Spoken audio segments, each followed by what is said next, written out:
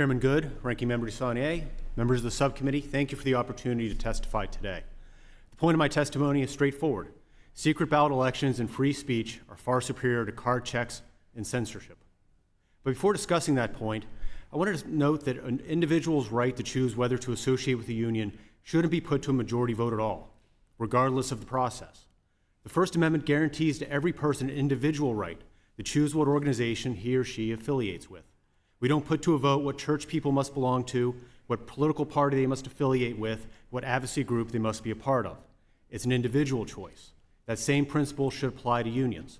Whether any worker associates with a union should be that individual's choice and not a collective decision. Unfortunately, federal law collectivizes that decision.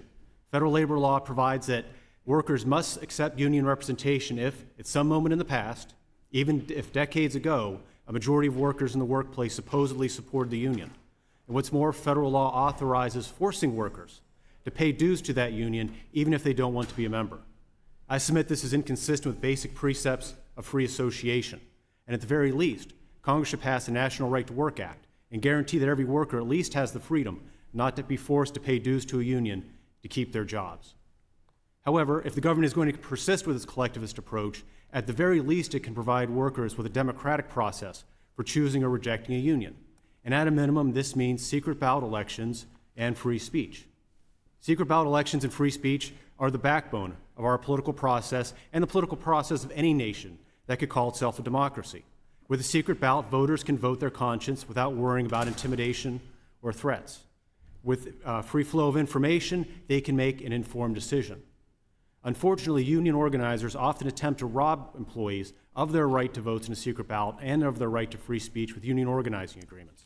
And in these agreements, try to supplant that process with card check and with censorship of employer speech about unionization. And I submit that's nothing like a democratic process. I mean, just imagine if the ruling party of a third world nation decided to use such a process instead of having secret ballot elections for political office. Instead of having elections, the ruling party would go around to people's homes and workplaces and collect votes for the party. Instead of free speech, only the ruling party would be allowed to campaign. Campaigning by the opposition party would be banned. And if and when the ruling party collects a majority of votes from the citizens, the ruling party is declared the winner in perpetuity and does not have to stand for re-election. That's very similar to what employees face under union organizing agreements. Union organizing agreements generally supplant secret ballot elections with card check recognition, where union organizers go to employees' homes and into their workplaces to collect votes for the union, mainly by getting them to sign union membership cards. Union organizing agreements almost always contain gag clauses that censor the employer from speaking about unionization, therefore ensuring that employees only hear one side of the story. That's spun by the union. And if and when the union collects cards from a majority of employees, it presumptively becomes the employee's representative forever, because nothing in the National Labor Relations Act requires that unions stand for re-election.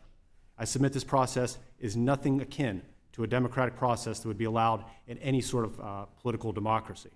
And unfortunately, the Biden National Labor Relations Board is getting into the act and also trying to repress secret ballot elections and free speech, even though the NLRA favors both.